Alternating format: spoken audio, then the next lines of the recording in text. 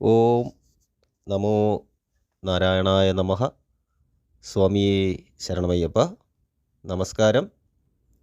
എല്ലാ പ്രിയ പ്രേക്ഷകർക്കും തൃപ്പാദമഠം യൂട്യൂബ് ചാനലിൻ്റെ പുതിയൊരു വീഡിയോയിലേക്ക് ഹാർദവമായ സ്വാഗതം. നേരത്തെ ഇതിനു മുന്നേ ചെയ്തൊരു വീഡിയോയിൽ നക്ഷത്ര പൊരുത്തങ്ങളുടെ കുറച്ച് ഭാഗങ്ങൾ ഉൾപ്പെടുത്തിക്കൊണ്ട് ചെയ്തിട്ടുണ്ടായിരുന്നു. ബാക്കിയുള്ള ഭാഗങ്ങളാണ് ഇന്നത്തെ വീഡിയോയിൽ പറയുന്നത്. നക്ഷത്രങ്ങളുടെ രാശികളും ആദ്യത്തെ 4 പൊരുത്തങ്ങൾ എങ്ങനെ സംഭവിക്കുന്നു എന്നതിന് ഉള്ള വിശദമായിട്ട് ഞാൻ പറഞ്ഞിട്ടുണ്ടായിരുന്നു.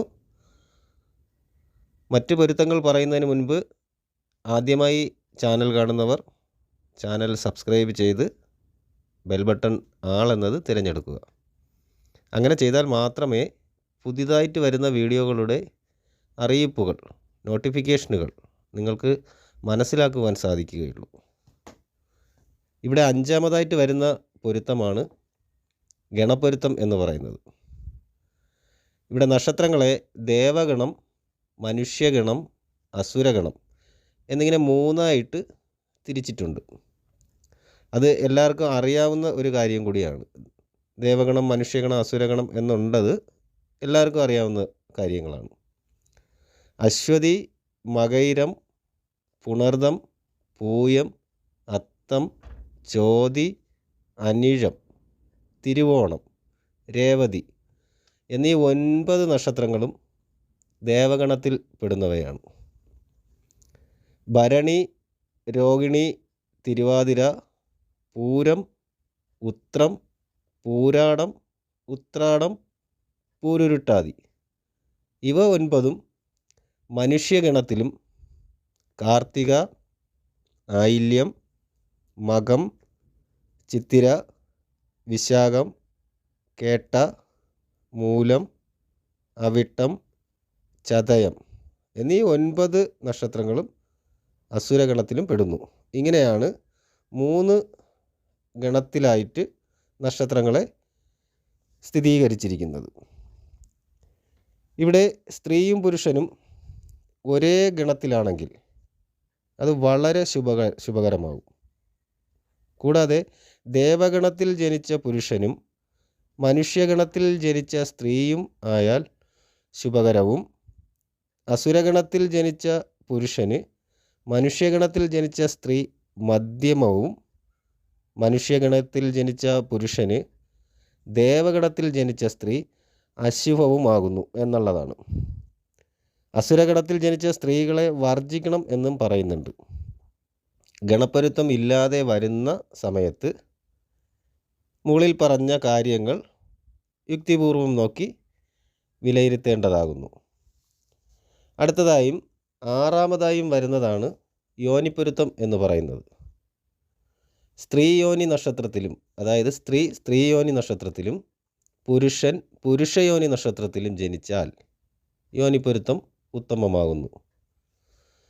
സ്ത്രീ പുരുഷന്മാർ 2 പേരും പുരുഷയോനി നക്ഷത്രത്തിലാണ് ജനിക്കുന്നതെങ്കിൽ യോനിപ്പൊരുത്തം അധമവും, പുരുഷൻ സ്ത്രീയോനി നക്ഷത്രത്തിലും ജനിച്ചാൽ അധമാധമവുമാകുന്നു എന്നുള്ളതാണ് മനസ്സിലാക്കേണ്ടത്.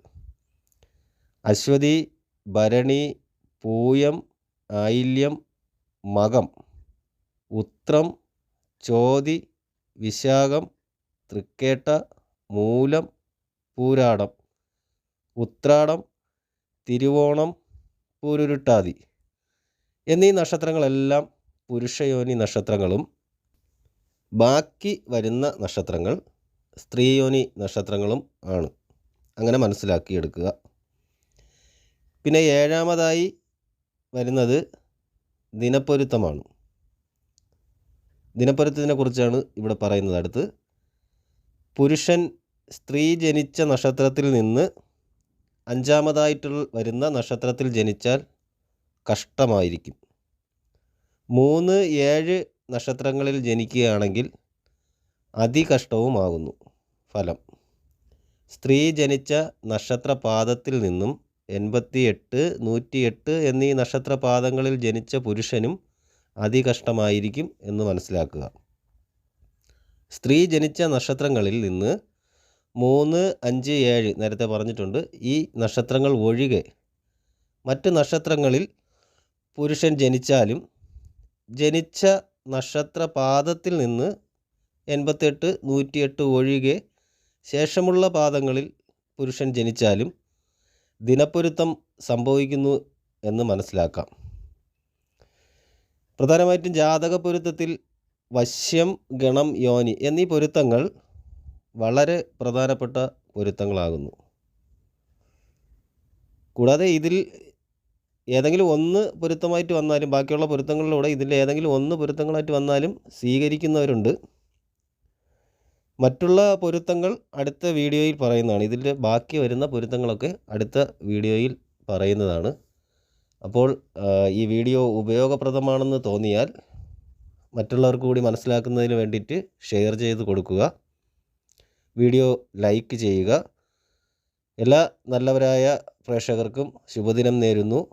വീഡിയോ സ്കിപ്പ് ചെയ്യാതെ മുഴുവനായും കാണുവാൻ ശ്രമിക്കുക. ഏവർക്കും നന്ദി, നമസ്കാരം.